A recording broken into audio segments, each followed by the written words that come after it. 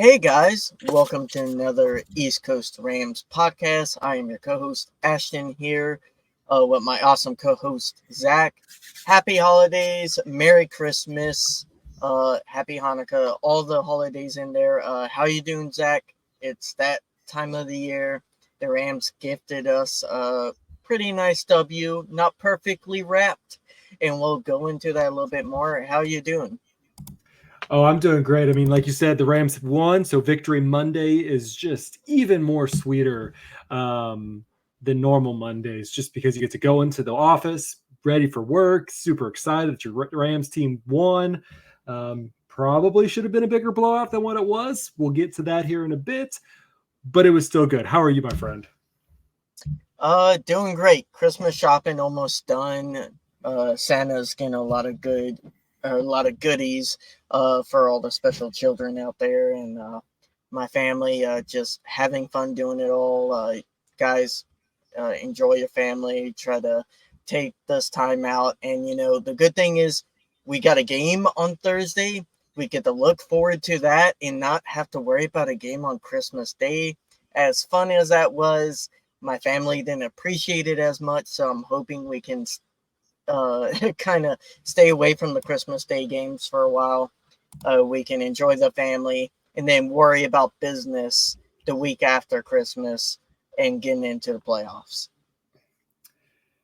Yeah, my family, we celebrate on Christmas Eve with my family, and they're all Bengals fans. So I'm also glad that they got shifted to a Saturday game. So we no longer have to deal with football really on Christmas Eve or anything like that. So super excited about that. But it is always still fun to have some football on, at least in the background while you're at family events. But yeah, so the Rams did a lot this weekend. They clinched their fourth out of the last 5 games. So since the bye, they're 4-1. Couldn't really ask anything better. And that's what they needed. They needed this push to get us now into the playoff contention. We finally officially hit the 7th seed. Coming on this Thursday, we're going to have to fight for that 7th seed battle with the Saints. But first, you want to talk about the injury report? Yeah. So, Zac, we have a few Rams kind of coming back from injury. Rob Havenstein looks like he should be good to go Thursday, and we'll talk about a little bit. But he didn't have an awful game, but he was struggling a little bit, and you could definitely tell on that right side we were really missing Havenstein. So he comes back. Killa Witherspoon is also expected to play after getting a little banged up against Washington. And he was pulled out for a little bit of that ending of the game, which, was kind of in those critical areas that we could have really used him for. Mm-hmm. Yeah, Tutu Atwell also is returning. Should be good to go. We've had good play by Robinson as that third, so I'm interested to see what they do whenever they kind of roll him back in. Having more trust in Robinson should be a really good compliment getting Tutu back. Joe Noteboom, as we just mentioned a little bit earlier, looks like he will be out. He's having foot issues. He's trending in the wrong direction.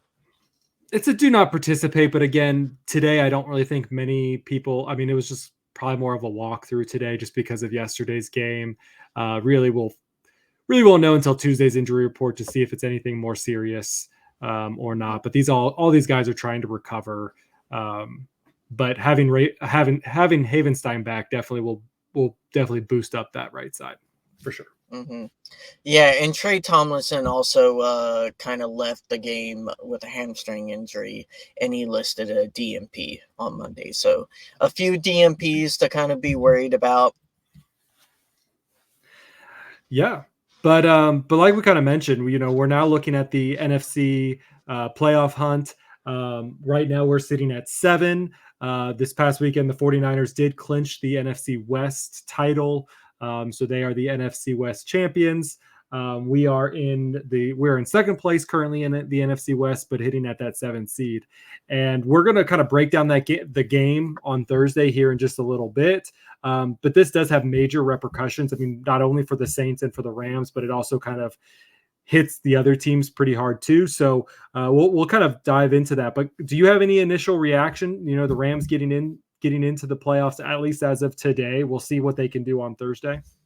I mean, in theory, they get the control of their destiny. If they win out, they're in the playoffs. I'm kind of interested to see how at the end of the year the tiebreakers kind of work out between the Vikings and Rams. But in theory, if they both win out, the Rams are 7th seed. A lot of sites have us a little bit higher of a statistical chance of getting the 6th seed. I think the 6th seed appears like it'll be a lot of fun against the Lions. So, we'll kind of see how it goes, and don't count your chickens before they hatch. Yeah, no doubt. I mean, I was just going to say, we can't really afford to lose one of the next 2 games. If we do, again, it's going to be kind of out of luck if we make it in or not. Yeah, I mean, the Rams have the Saints next this coming Thursday, and then also we have the Giants the following Sunday with a good rest in between there. And then obviously our last game is against the 49ers. So really this is really a must win. The next 2 weeks are definitely a must wins because we know the 49ers, depending on what their position is going into the playoffs, if they don't clinch that first seed before going in, we look like we should be facing kind of probably the full wrath of the 49ers, and they have been dominant this season so far.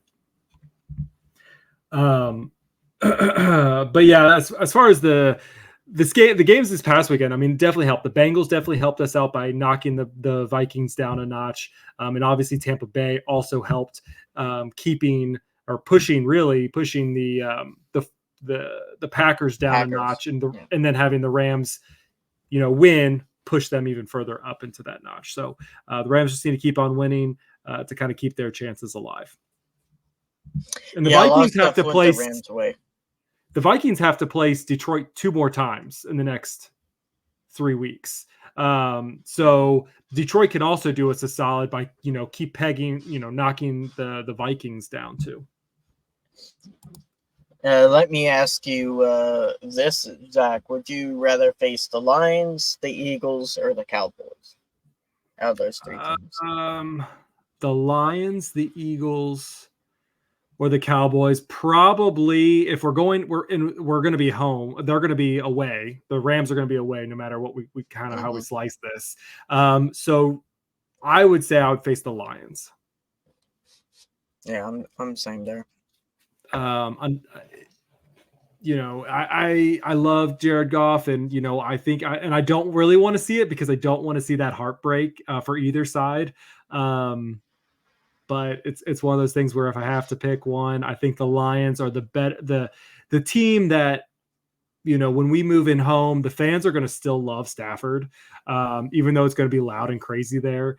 That's going to be probably a better Rams environment than if you went to the Eagles in Philadelphia, or you go down to Texas and the Cowboys. Plus, going to Detroit, it's in an indoor facility, so the weather is definitely not going to hinder going up against the Eagles. The Lions. Eagles. Yeah. I mean, it's like one of those things where it would be such a cool, like, whether we win or lose, just story moment for the NFL, for a lot of the players.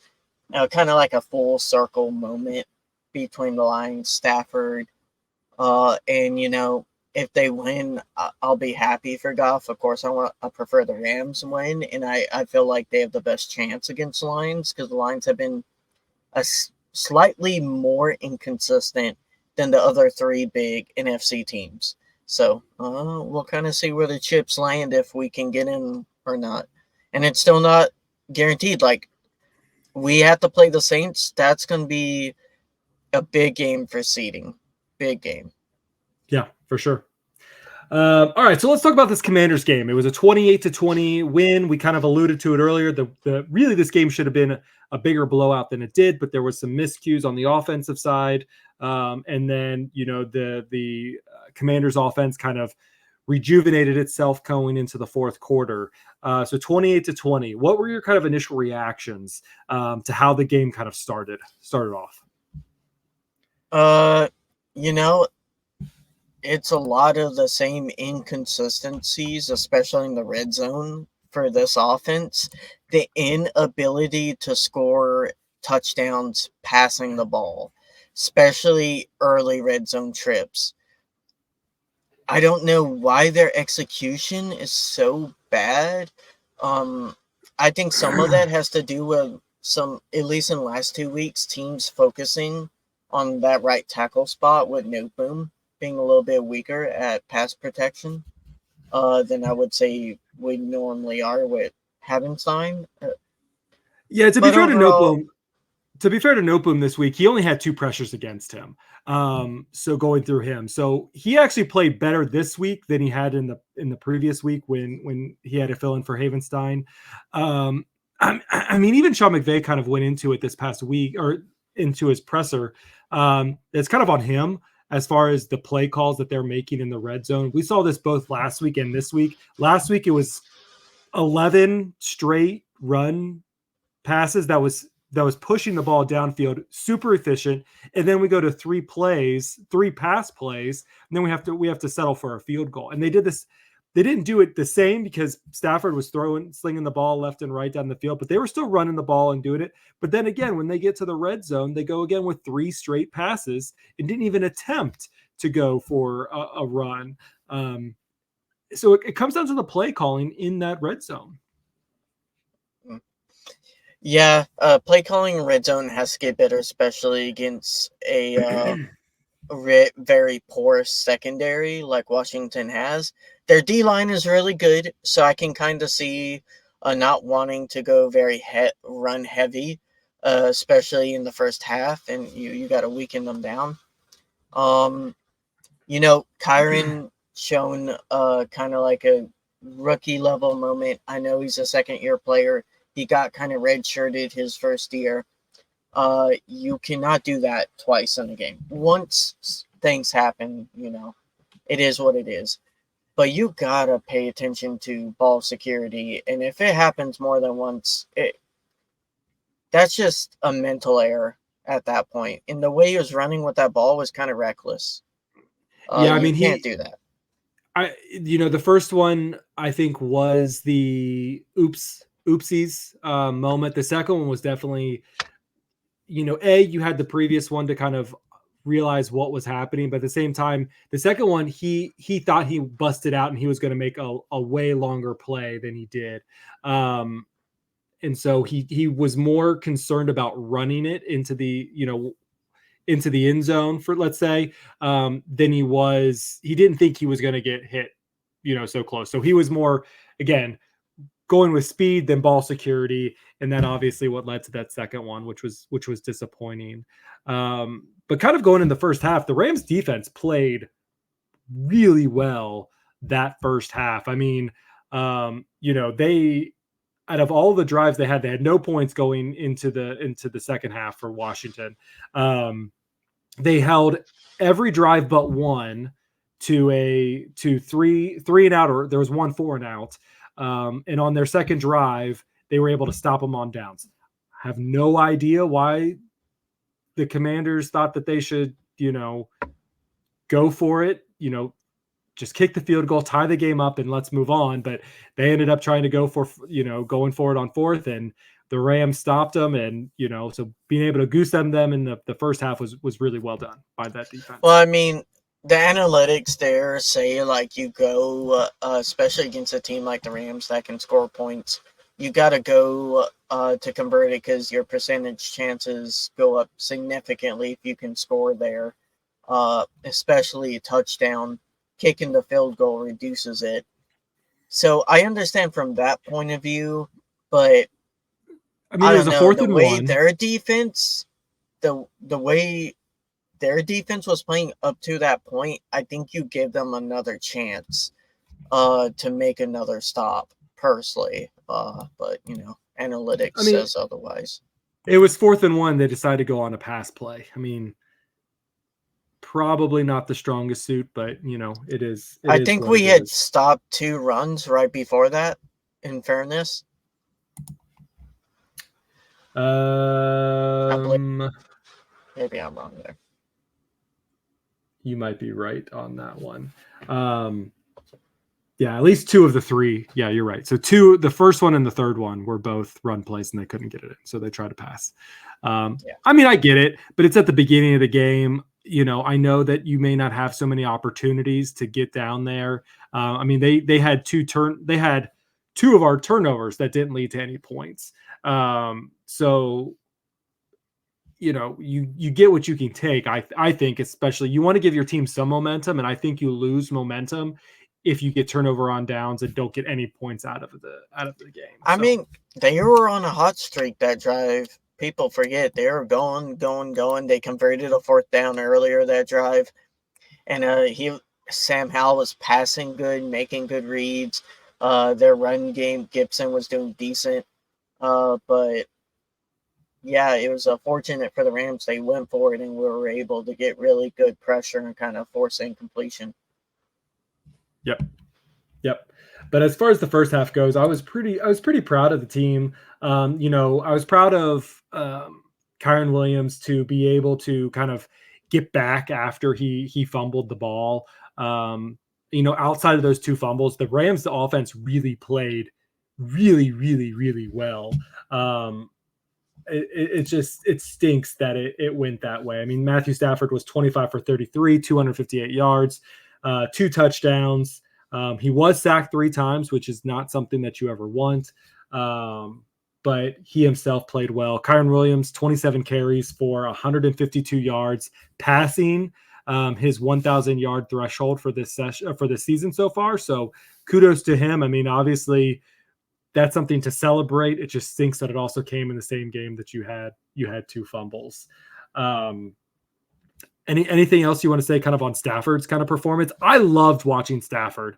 His throws were beautiful. He just makes everything look so elegant and flawless. And, his Higbee pass, amazing. I still love that little, the little toss that he does. He's just elegantly throws it behind him to his receiver, and, they get yardage. I think it was to Puka. Beautiful performance by Stafford. Yeah, I think he also had a good one in the end zone that was supposed to be a post. I believe it was to Puka. It might have been to Cup, but it got battered away. Really good coverage by Manuel Forbes, I believe. But, Stafford just, the last 5 weeks, he has proven that he's still that top 10 level quarterback in the NFL. There's a reason the Rams have been scoring consistently well on offense, and he is that reason. And when he has struggled, that's because our run game isn't able to get off the ground, and our O-line has kind of struggled with injuries this year. I do truly believe his ability to make reads, to control the huddle, he doesn't make a lot of mistakes, and he gives us a chance to win. As much as I wish we had a little bit more of a mobile QB, and we kind of missed that at times, man, those throws, like you said, that Higbee throw, you can't. Only 3 or 4 QBs in the NFL can make that throw. I mean, the only person who knew that he was there's only 2 people he knew that he was actually throwing the ball. Everybody else on the planet Earth who was watching that game thought he was throwing the ball away. It was Stafford and Higbee were the only 2 people, I think, on the earth who knew that was going to happen. I mean, truly, I really thought that thing was going out. And then for Higbee also to get the 2-tag swag, it was a beautiful throw. It was a beautiful catch. And just amazing how that all played out. Yeah, Higbee's looking healthier. So it looks like he's getting back a little bit. Cup was back again. I mean, he had over 100 yards. He got a touchdown. The big, beautiful 60-yard wide open play. And again, it's that mental mind that he has, because he saw that play coming a mile away, because he knew their reads, and it was something they did similar. And he's like, well, we could exploit that. And him and Stafford did. It was again, another one of those, that IQ that you just can't get off the street. You can't just get from college, that kind of mental IQ of being able to read all those things. It takes time, and it takes, that veteran experience that Stafford has and that Cup has. So big kudos to them. Again, the offense, outside the 2 fumbles, was beautiful today. Yeah. Better catch than throw, at least in that situation. Stafford kind of overthrew him a little bit, but great high point catch by Cup, and he was so wide open. The extra second or two didn't matter anyways. So It was just, whoo. It is nuts when the camera pans up and you just see Cup in the middle of like nowhere with no one a mile around. You're like, no one. I mean, at least 15 to 20 yards away from them. Like, there was one guy in the middle of the field, 10 yards away from him. So it was beautiful. But yeah, I mean, Cup had 8 catches for 111 yards. Puka had 5 catches for 50 yards. He did have a big miss. Couldn't catch the ball in the middle of the field on that one play. Those things will happen. You have Demarcus Robinson, again, is playing another game where he's really trying to, he's kind of in that third, fourth wide receiver with Tutu, and he was able to, really come into that third receiver role going into this game with Tutu out. Again, Higbee had 4 catches. Mismatch. Yeah. Davis Allen, he had 1 good catch of the game. So he was obviously didn't do a whole lot other than that 1 catch, but again, just seeing him still being in the rhythm of things and being able to kind of really be that tight end 2 next to Higbee was really good to see. Kyron Williams did have one throw that I wish he would have caught. It was a good throw by Stafford. Just couldn't make that catch, which was kind of disappointing for that one. But he did it really well too. You want to talk about defense? Yeah, let's talk about defense. And I know where you're going to go in just a minute, so let me break down some of the positives. I mean, this defense played really well. There should have definitely been at least 2 interceptions that the Rams should have caught before the one they did get. But I think Ahkello Witherspoon had the opportunity to get 2. He kind of messed one of them up that I think if he didn't attempt to go for it, John Johnson would have gotten one of those. But again, the Ahkello Witherspoon he is playing really good football, and he was definitely one of the best things that we did this offseason. So probably outside of Dotson. To me, this Rams defense played really well, even when they got to the goal line at the very end, when the Commanders were kind of to charge back through their big stand, pretty much going 8 plays at the 1 yard line to take off, 2+ minutes of the time was just spectacular. All right. I gave my praise. You want to talk about DK? Yeah. So let me start off with saying some people misconstrue this as like anyone criticizing DK I think is crazy. No. I think there's legitimate gripes to have with his game that he had. It was very roller coaster, very up and down. He did make a good amount of mistakes, but to say he was the reason the game was close or he was the reason they choked the game, I think is just an asinine take. I think the people who were saying he was the biggest liability, the weakest link, that he should be cut, I heard that too. Like, you guys are just nuts, in my opinion. Like, you guys are just judging him against an unrealistic expectation. Now, let me explain. I think there are, 3 plays that a lot of people have issue with. Right, Zach? Yeah, at least 3. I mean, he had 2 pass interference calls. One was their first or their second touchdown towards the end zone.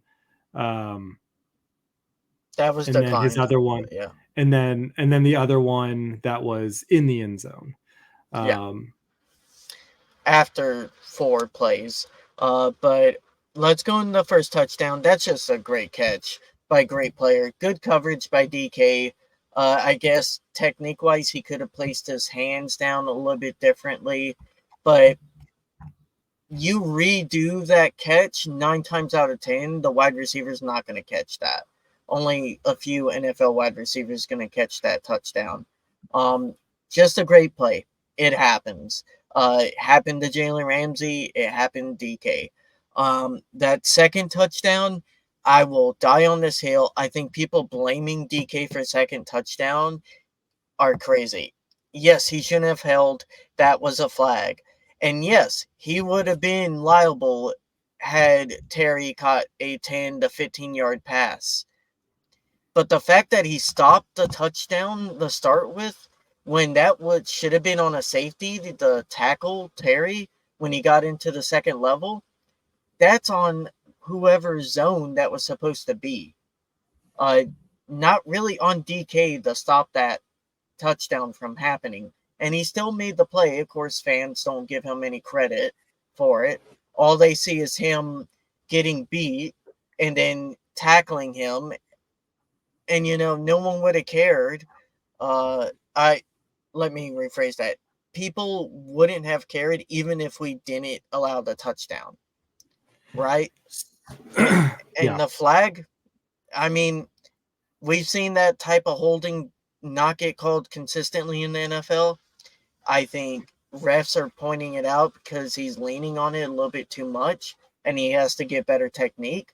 Again, a second-year player who basically got redshirted half of last year.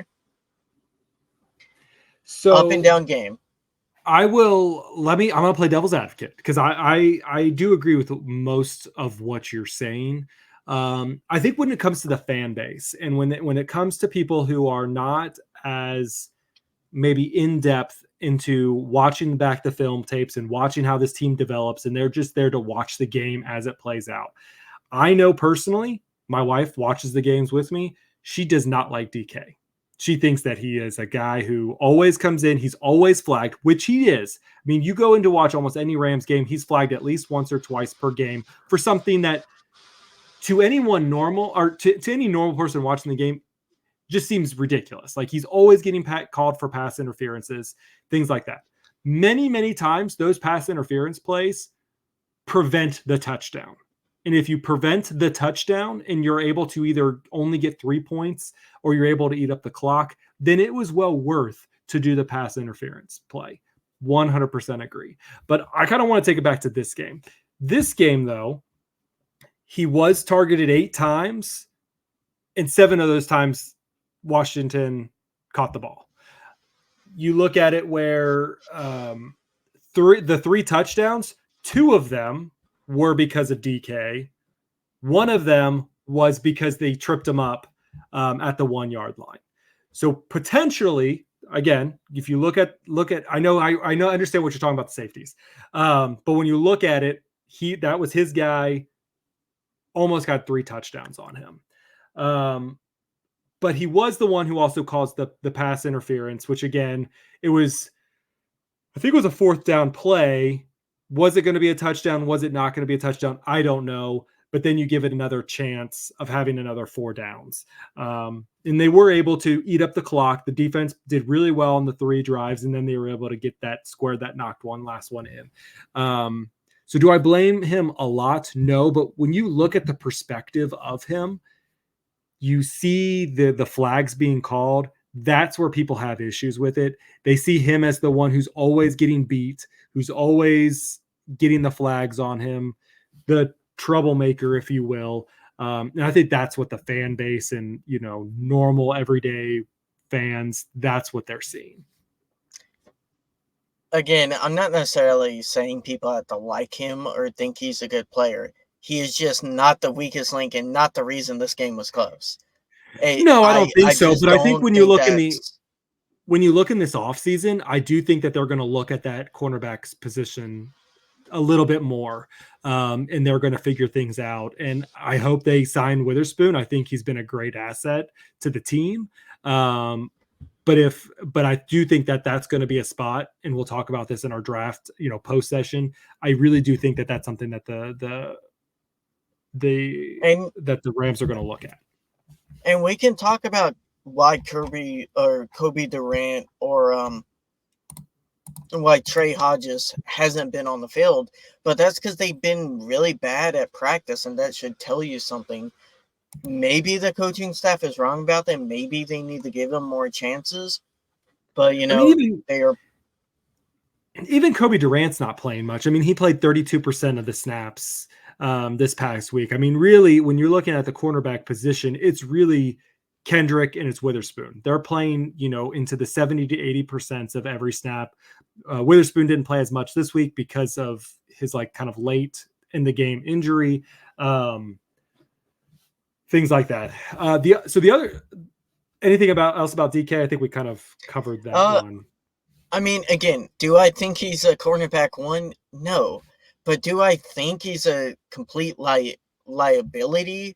Kind of like what's his name from Michigan that we had for 4 or 5 years? I can't think of his name. He was with the Raiders but cut.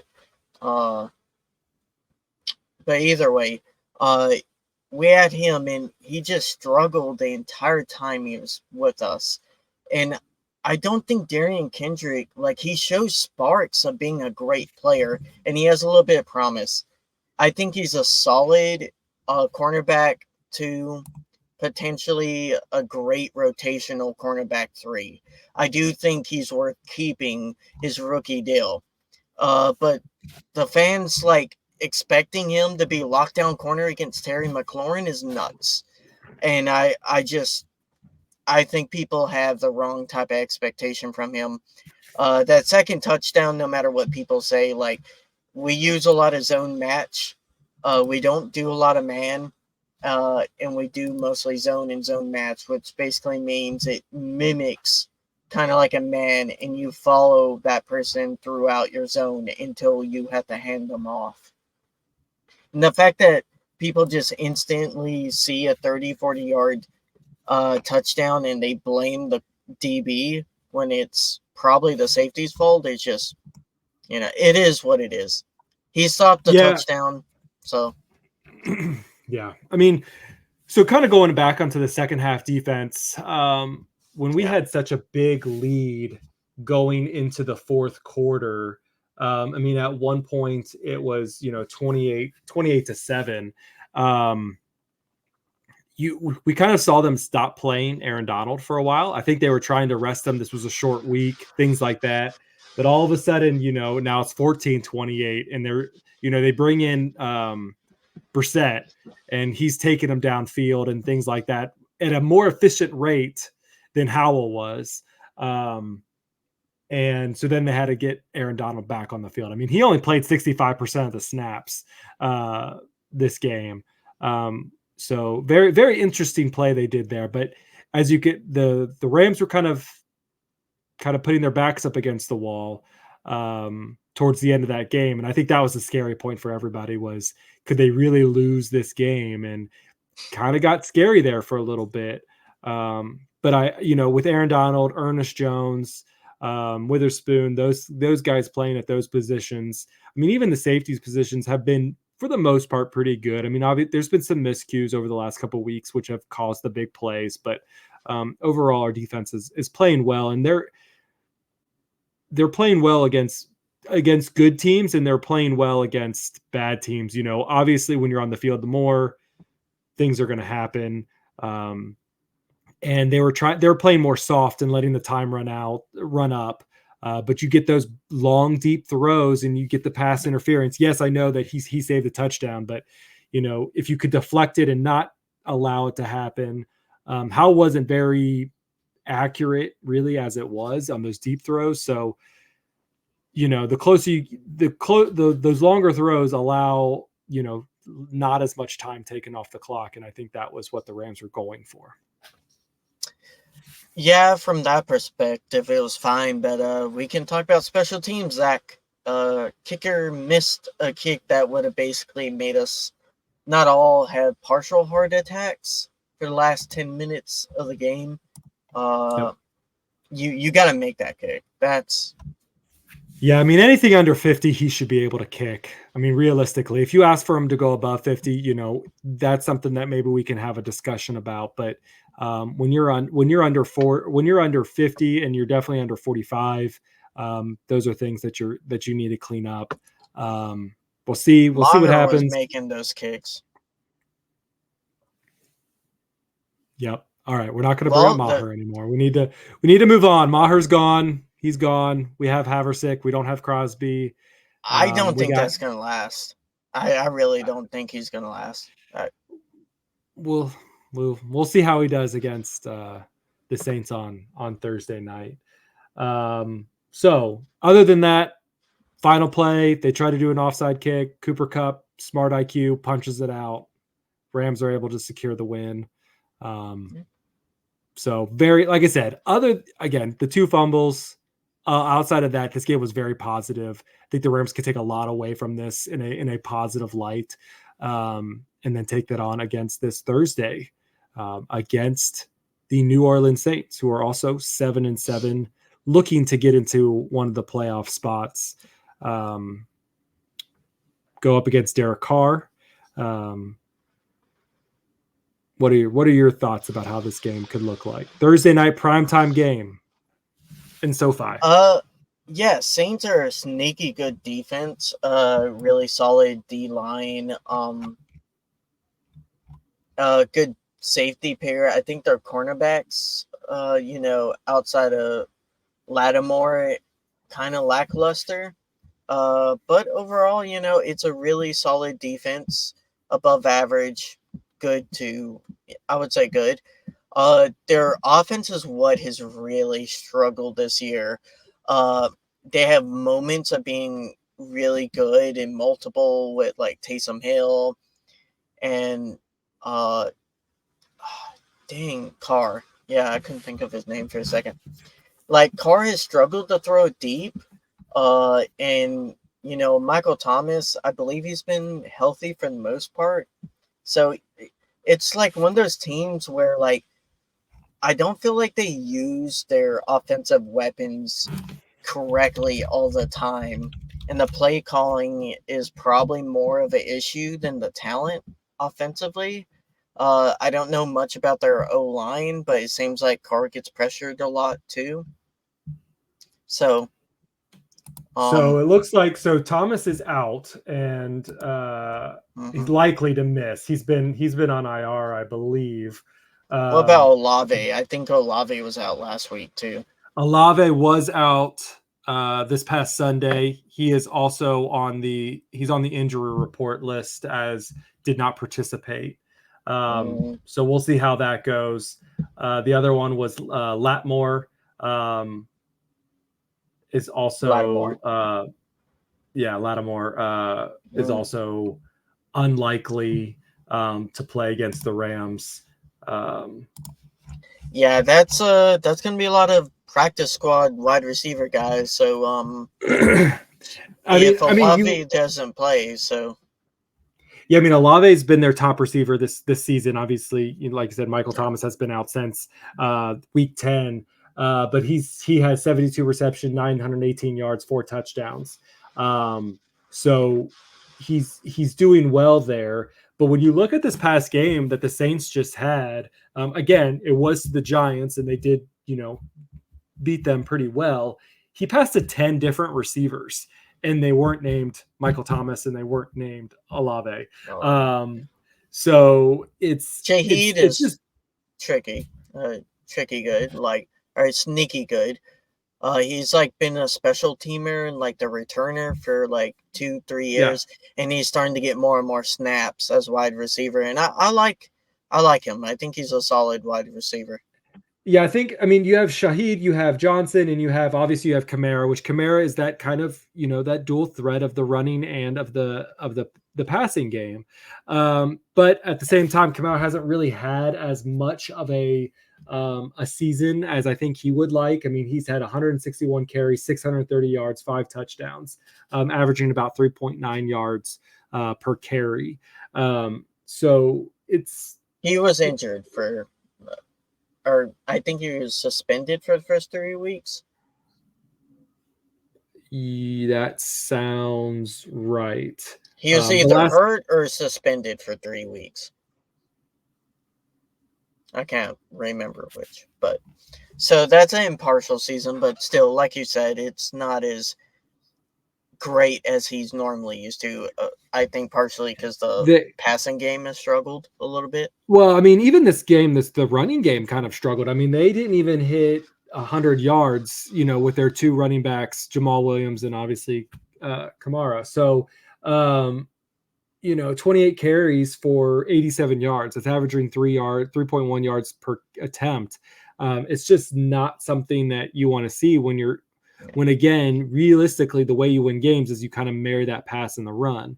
They were able to keep it pretty even, 28 carries for 28 throwing attempts. So really, you are marrying that system, but you need to get a little bit more yardage. You need to be a little bit more explosive. And I think the Rams can exploit that. They've been a pretty decent the Rams have been a pretty decent run stop team for the most part. Obviously, when you're facing the 49ers and Christian McCaffrey and some other like top tier, you're going to have some breaks there.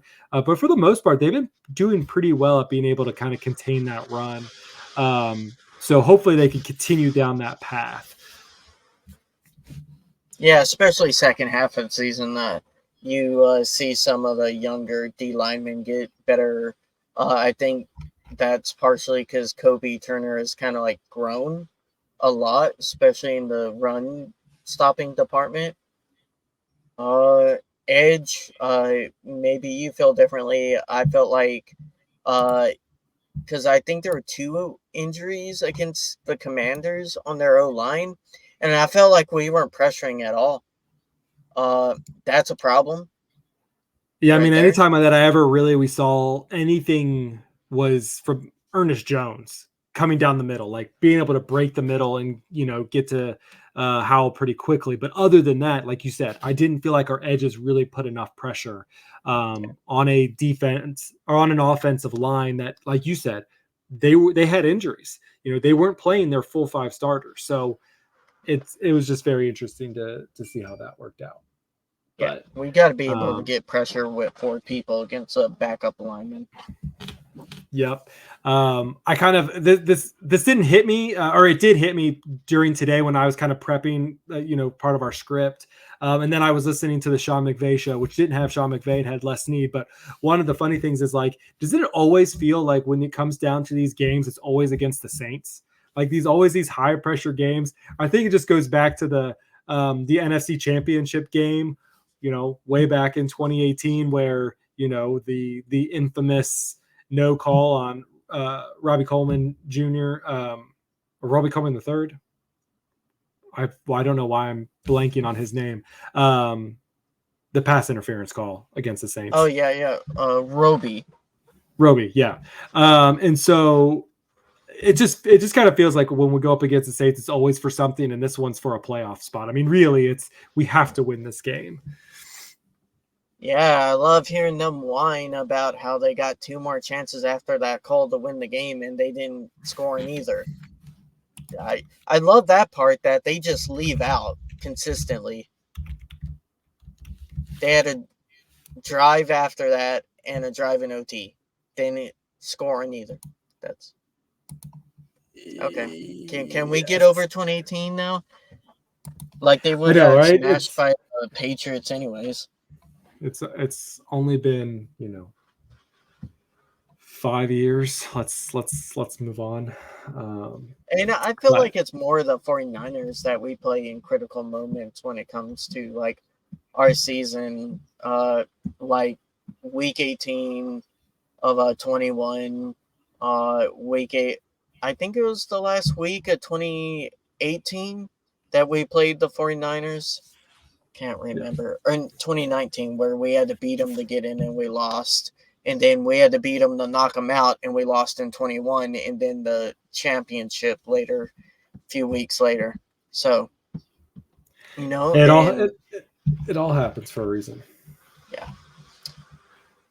The Saints are Saints. I don't view them as like a rivalry. Like there's nothing.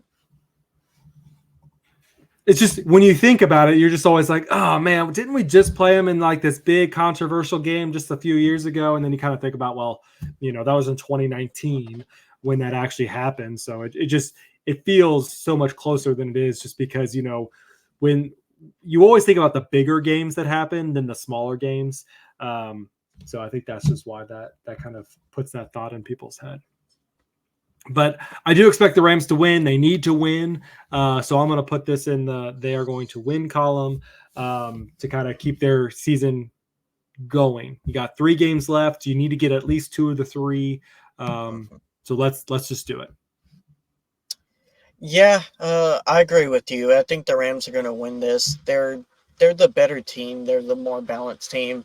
I think the Saints have a slightly better defense. For the most part, they are good at applying pressure to the quarterback. But on the other hand, like their offense, if their offense is hot, it could be a shootout. Man, Derek Carr has been so up and down this season, and inconsistent. I think some of that has to do with some of the injuries the Saints have gone through this year, a decent amount. So, if they're missing their top 2 wide receiving threats and they only have Kamara and like Taysom Hill, like we got to be able to take advantage. And we got to execute, Zach. And this is a team full of inconsistencies. So, well, and the Saints. So I was kind of looking at their schedule. I mean, the Saints are in the same division as the Bucks. So even if they lose this game, it won't die on their hill for this, because they're right now 7-7 with the Bucks, and the Bucks are leading their division. So even a loss here doesn't necessarily get them out of the race, but a loss to the Rams really puts us behind in being able to catch back up and get back into that race. So again, we're hoping for a big win. Let's get it done. Let's just not even have to think about, we don't want other teams to decide our fate. We want the Rams want them to decide their own fate. And they proved that this week, and they can continue to do that. Anything else you want to say before we kind of wrap this thing up? I mean, it's kind of like 2019 in my eyes. It's a team that has some upside, some downside, some inconsistency, and they're going to have to earn their way to the playoffs. And honestly, if they lose to either the Giants or to the Saints, I don't think they should be in the playoffs. They didn't earn it. Like, whether or not we should have won some games, and yeah, I agree, like there's some games we let go that we shouldn't have. It is what it is, and this team has to learn how to get consistency and finish out games, or there's no point in being in the playoffs because you're just going to get smoked anyways. So we can keep on getting hot. Our offense has scored 25 plus last few weeks. If we can keep that going, Zach, into the playoffs, like we said, this could be one of the scariest wildcard teams in a while. For sure. Definitely. Really going into the NFC, it could be anybody's game. I mean, obviously the 49ers are kind of the big brothers right now in this division. But they're not without weakness, and the Rams can be their weakness. We saw how they played earlier this season against them. We have to play them again, and we may have to play them a third time depending on how things go in the postseason. So obviously we want to keep all those hopes alive, hopefully that we can make it into the postseason and really kind of stamp this year as a successful year, which I think it has. I mean, we found rookies. We found those diamonds in the roughs and things like that. So this season, whether we get into the playoffs or not, is a good season because we have our fundamentals, and we have the people in-house. Now we just have to go look for those little pieces to kind of fill in the spots. And we'll have the cap space to be able to do that. But with that, we're going to wrap this episode of the East Coast Rams podcast up. You can find us on all social media platforms, including X, Threads, or if you still call it Twitter, you can call it Twitter. You can find us on Instagram. Find us on YouTube. Please subscribe to our YouTube channel, youtube.com/@EastCoastRams. We will post every single video that we do there. It's really great to be able to interact with every single person. If you leave us a comment down below, we will comment you back. That is pretty much a promise that we can guarantee. So yeah, leave your comments down below. Ashton, anything else you want to say as we sign off? Now, this year was supposed to be the retooling year, the rebuilding year. It's all house money, Zach, if we make it to the playoffs. And, That's right. I'm not going to complain if it's the reverse of 2021 and it's the Rams going up to Levi to play for the Super Bowl. I'm not going to complain. Even if we lose that game, I will enjoy losing that game. But, it'd be nicer if we beat them in the playoffs. We'll see, guys. We'll see. Let's do it. All right, guys. That's all for us this week, but we'll see you guys probably right after the Thursday game. Hopefully we'll try to get that done before the holidays come up. But we'll schedule that after we get done with you guys. But with everything we say, let's go. Rams on Thursday. Whose house? Rams house. Rams house.